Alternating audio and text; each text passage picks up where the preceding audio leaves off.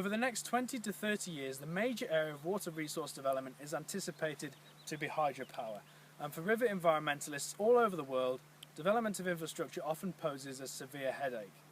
What are the ecological consequences of such a venture? How will it impact on the local fauna? And nowhere have these issues been more contentious than in the proposed development of the $3.8 billion Xayaburi Dam on the Mekong River. The Mekong River is the vein that sustains the heart of Southeast Asia.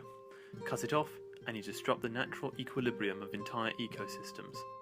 Over 60 million people depend on the river for food, water and transport. According to the Mekong River Commission, there are at least 1,200 species of fish living in the Mekong Basin, all of which depends on the Mekong's complex ecosystem to survive. However, the integrity of this river and its delicate ecosystem is at threat. Here are the first pictures of the Xayaburi Dam. In 2012, the Lao and Thai governments began building a massive 1,285 megawatt dam on the lower Mekong River. As construction vehicles roll in for another day's work, citizens and environmental groups are concerned about the consequences which such a dam would have upon the Mekong's unique and diverse ecosystem.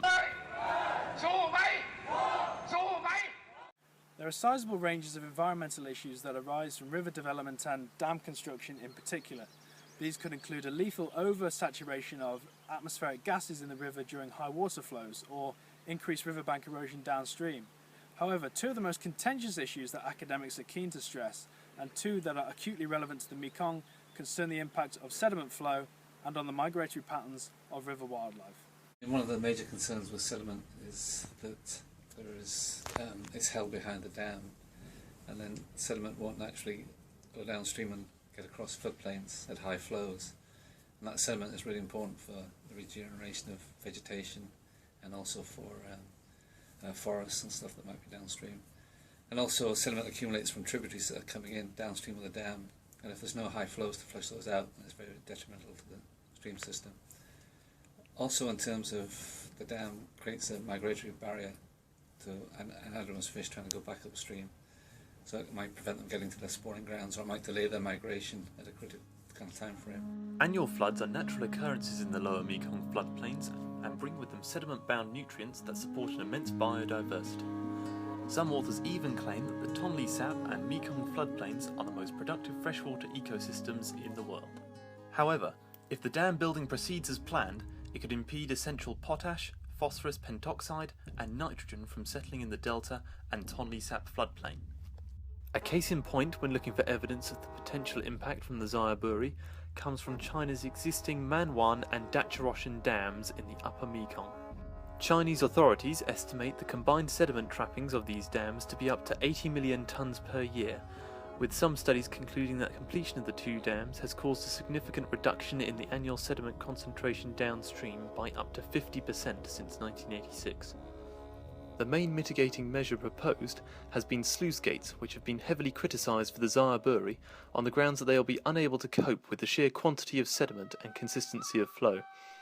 The effect of the loss of nutrients is forecast to harm the diet and livelihood of 40 million of the poorest riparian citizens dependent on the lower Mekong basin.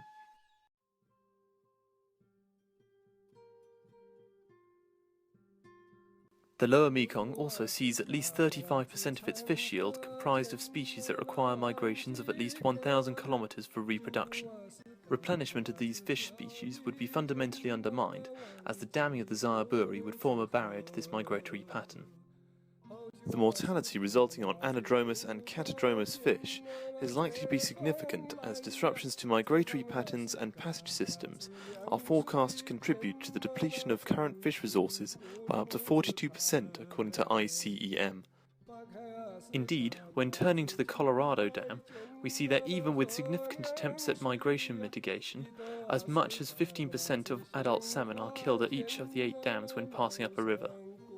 Further attempts at mitigation include the incorporation of fish ladders built into dams. However, those plans for the Xayaburi possessed considerable deficiencies. The ladders, for instance, are heavily influenced by European designs, best catering for smaller rivers composed of a well-documented handful of species.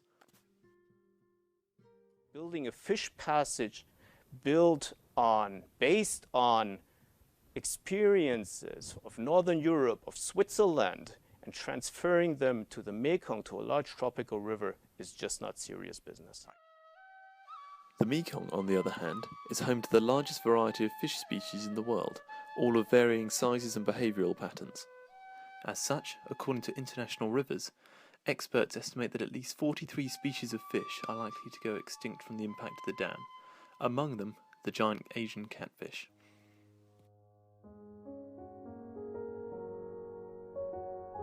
Although Laos aspires to be the battery of Asia, through projects such as the Xayaburi, our assessments demonstrate that such development would result in severe environmental consequences. The loss of essential nourishment to downstream fisheries and floodplain agriculture, coupled with the impact from migratory barriers, would, however, also lead us to suggest that the poorest river-dependent riparian citizens would suffer severe socio-economic consequences.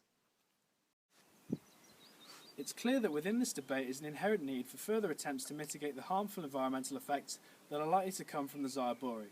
Current attempts to do so through sluice gates and fish ladders have been heavily criticised for being ineffective and even Eurocentric. However, if we're to endeavour to protect the Mekong's delicate ecosystem, then it would appear that further research must be directed towards mitigating the harmful environmental effects that we have mentioned. We, as academics, have an obligation to strive to do exactly that.